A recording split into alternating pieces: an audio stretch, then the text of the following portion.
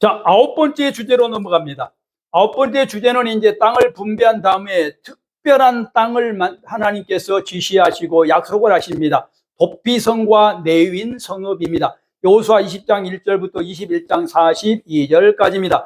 제가 교재에 그림까지 그려놨습니다. 6개의 돕비성을 만들었다. 그 6개 돕비성. 그 돕비성을 만든 이유가 뭐냐? 과실치사죄에 대한 것입니다. 과실치사죄가 뭐예요? 고의로 하나님은 마음이라고 하는 걸 중시하십니다. 신학의 핵심이 마음이에요. 마음은 지정의가 있는 그릇이고요. 그것이 밖으로 나오는 것을 인격이라고 합니다. 이게 신학적인 용어예요. 그래서 인격을 중시하신다. 모든 걸 인격을 갖고 하신다는 것이죠. 그런데 내 생각이 아니고 실수로 과실치사, 어떤 사람을 죽일 수 있잖아요. 산에서 나무 하다가 어쩌다 보니까 돌이 굴러갔는데 아래에 있는 사람이 돌에 맞아 죽었다. 이게 과실치사예요. 이런 사람을 살인죄로 처벌할 수는 없잖아요. 그래서 어떻게 이 사람들을 보호할 수 있도록 6개의 돕비성을 만들었어요. 요단 동편에 3개, 요단 서편에 3개를 만들어서 거리도 비슷하게 모든 사람들이 평등하게 똑같이 보호받을 수 있도록 만들었고요. 그리고 그 돕비성에 들어가는 그 지역에는 길도 매우 넓게 만들어서 정말 편리하게 도주할 수 있도록 만들어 놨어요. 언제까지? 그 당시에 대제사장 들어갈 때 대제사장이 죽을 때까지입니다. 이 말이 뭔 말이에요? 말이 이해가 되는 건가요? 저도 이 말이 제가 이해가 안 됐어요. 대제사장이라는 게 어떤 역할을 하는 사람이에요? 하나님의 법을 다루는 사람이잖아요. 그래서 대제사장이 죽었다는 것은 뭐예요? 새로운 시대가 도래했다는 거예요. 자, 교회 보십시다. 교회로 예를 들면 쉬울 거예요. 담임 목사님이 물러나고 후임 목사가 왔다는 것은 새로운 시대가 왔다는 거죠. 바뀐다는 거예요. 안 바뀌면 안 되는 거예요. 바뀌어야 정상이죠. 새로운 사람이 왔는데 새 시대가 안 되면 어떻게 되겠어요? 그러니까 그게 바뀐다는 거죠. 대제사장이 죽고 새로운 대제사장이 왔다는 것은 새 시대가 됐다는 거예요. 그래서 어떻게 돼? 과거 것이 모두 다 사라진다는 뜻입니다. 지오란 말이 아니라 지금 죄라든가 이런 과실치사죄가 없어진다는 거예요. 법으로 만들어 놓은 거죠. 이게 바로 뭐냐면 6개의 돕비성입니다. 자, 먼저 돕비성 보면 게데스는 납달리 지파에 있고요. 납달리 지파는 저 북쪽 가나안 갈릴리 쪽에 있는 것이죠. 세겜은 에브라임 지파 산지에 있고요. 중간이죠. 헤브론은 유다 산지에 있습니다. 헤브론이라는 것은 매우 중요하죠. 기럇 아르바를 헤브론이라고 하는데 이것은 아브라함과도 관련이 있고 사라, 이삭, 야곱, 막벨라 굴이 있잖아요. 그곳이 바로 헤브론 지역이고요. 이스라엘 민족은 헤브론을 중심으로 나라를 세웠습니다. 그래서 헤브론이 굉장히 중요한 지역인데 이곳이 세계 요단 서쪽에 있는 3개 중에 하나다라는 것이죠. 그리고 동쪽에는 므낫세 지파의 골란, 갓 지파의 나못 길르앗, 느벤 지파의 베셀. 그래서 매우 정확하게 6개를 세워서 모든 사람들이 다 보호받을 수 있도록 했다는 것이죠. 자, 이거는 지금 각 지파에게 전부 다 땅을 분배하고 이 지파는 누가 관리하는 거예요? 네 지파 사람들이 관리를 하게 되죠. 그래서 네 지파 사람의 땅에다가 만든 거예요. 당연하겠죠? 네 지파 사람들은 하나님의 말씀을 연구하고 가르치는 사람이기 때문에 그들이 관리를 해야 되겠죠. 그래서 네 지파가 살고 있는 지역에 6개 돕비성을 만들었다. 이 6개 돕비성이 네 지파가 48개 성읍을 갖게 되는데 48개 성읍 속에 들어있다. 그러니까 6개를 빼면 42개는 다른 성읍이고 네 지파 사는 사람들이 전국에 흩어져 살게 되는데 그게 42개가 그렇고 6개는 그 중에 돕비성이 됐다라는 것이죠. 하여튼 48개 성읍을 분배하는데 어떻게 분배하냐? 자, 3형제가 있었죠. 레이의 아들이 3형제 누굽니까? 게르손, 고앗, 무라리죠. 무라리에게 가족들이 가문이라고 하죠. 가문에게 그 성읍을 분배합니다. 자, 게르손에게는 13개, 무라리에게는 12개, 고앗에게는 10개입니다. 자, 고앗 자손은 에브라임 지파, 서쪽 므낫세 지파, 단 지파 땅에다가 10개 성읍을 줬고, 게르손에게는 갈릴리 쪽에 아셀, 스불론, 이사갈, 납달리, 동므낫세 지역에다가 13개를 줬고, 무라리는 누벤 지파, 갓 지파 땅에서 12개를 줬어요. 그리고 유다, 시므온, 베냐민 지파 땅에다가는 아론의 대제사장과 제사장의 가문에게 13개를 줬습니다. 어디가 가장 큰 땅을 받았어요? 아론입니다. 그렇죠? 유다 지파가 땅을 크게 받았고 아론 계열이 크게 받았어요. 아론이 높아서 그럴까요? 아니죠. 업무 때문에 그런 직무 때문에. 아론이라고 하는 건 대제사장이기 때문에 그런 거예요.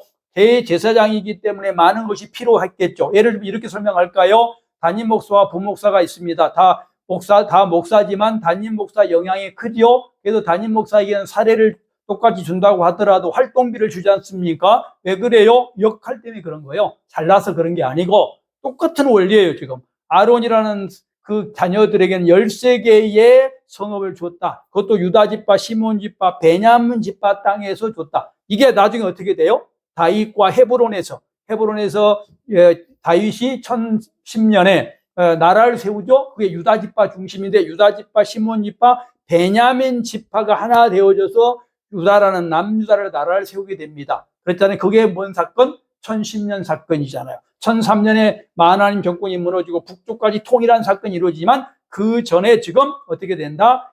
이 세 지파, 유다, 시몬, 베냐민 지파가 다윗과 함께 나라를 세운 땅. 그 지역이 지금 누가 있었던 지역? 제사장이 살고 있었던 지역이다. 놀랍지 않아요? 굉장히 이렇게 모르겠어. 얼굴을 볼 수 없어서 지금 다 얼굴을 가리고 있어가지고 볼 수 없는데, 오프라인에서는 놀라신 것 같아요. 굉장히 놀라운 사건이에요.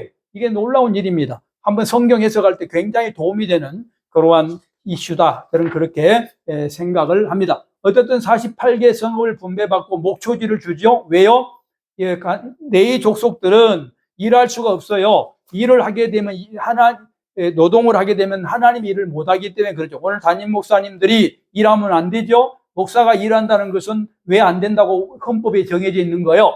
헌법에 정한 이유가 있어요. 돈을 벌으면 안 된다는 의미가 아니고 이 다른 일을 하면서는 절대로 목회를 못 한다는 거예요. 저는 하루에 자랑입니다만 하루에 10시간 이상을 공부해요. 어제 저녁에도 1시까지 공부를 하고 지금 이 시간 나와 있어서 이만큼 하고 있는 거죠. 근데 공부를 하면 할수록 시간이 너무 부족해요. 제가 지금 성경 66권을 전부 다 강해를 끝내놨습니다. 자랑입니다. 그런데도 지금도 힘들어요. 10시간 이상을 공부하지 않으면 저는 못해요. 그래서 10시간을 확보하고 어지간하면 약속도 잘 안 하려고 노력하고 있는 거예요. 근데 목회자가 돈을 벌어 나간다. 그럼 어떻게 되는 거예요? 어떻게 목회를 하겠어요? 연구를. 저는 불가능하다고 봐요. 그래서 이때도 마찬가지예요. 내인들은 절대로 일을 할 수 없다. 그래서 지파에서 성읍을 주고 목초지를 주고 그것만 한다. 그리고 11조를 해서 성도를 11조를 해서 제사장들에게 내인들에게 주고 제사를 지낼 때마다 재물을 그들에게 주어서 먹고 사는 데 지장 없도록 하겠다. 이런 거예요. 제가 교회에서 늘 이렇게 말해요. 성도가 되는 순간 우리 목사님이 생활에 지장이 없는가 있는가를 고민해라. 목사님들이 워낙 잘못하니까 사례도 잘 안 주려고 하고 목사가 너무 사례 많이 받는다고 하는 교회가 많아요. 근데 생각을 잘못하고 있는 거예요. 목사가 물론 잘해야 되죠. 목사가 잘못하기 때문에 그런 말을 듣는 것은 싸고 책임이 있는 것이지만 성도들은 우리 목사님이 일하지 않고 돈 벌지 않아도 자녀 등록금, 자동차 기름, 그리고 자동차 보험, 집세 이 모든 걸 해결시켜 주는 책임이 있단 말이에요. 근데 그런 마인드가 없어요. 제가 목회를 해보면 일기 사역 때는 그런 마인드를 가진 사람이 있어요. 제가 정말 행복했어요. 이 사역 때 보니까 한 명도 없더라고. 왜냐하면 몰라. 왜냐하면 그렇게 안 해봤거든. 안 해봤어. 교회에서 장로도 안 돼봤기 때문에 장로도 안 돼본 목사가 돼버리니까 아무것도 모르는 거예요. 그러다 보니까 담임 목사가 무엇인지를 모르는 거예요. 이게 한국 교회 문제고 그러다 보니까 이게 악순환이 되는 겁니다. 담임 목사가 돈이 없고 생활비가 부족하니까 사모님 일 시키고 목사도 무슨 대리운전하고 이렇게 돼버린 거예요, 지금. 이게 악순환 아니겠습니까? 이 내인들이 지금 왜 이렇게 보호를 받았을까 하는 것은 깊이 생각할 필요가 돼요. 여기에 집사님들, 권사님들, 또 목사님들이 오셨는데 교회에서 반드시 지도를 해야 돼요. 그걸 지도를 하고 그래야 교회가 바로 서고 한국 교회가 바로 세워질 수 있습니다. 교회론 전공자의 지론으로 생각하시고 꼭 실천하시기를 바랍니다.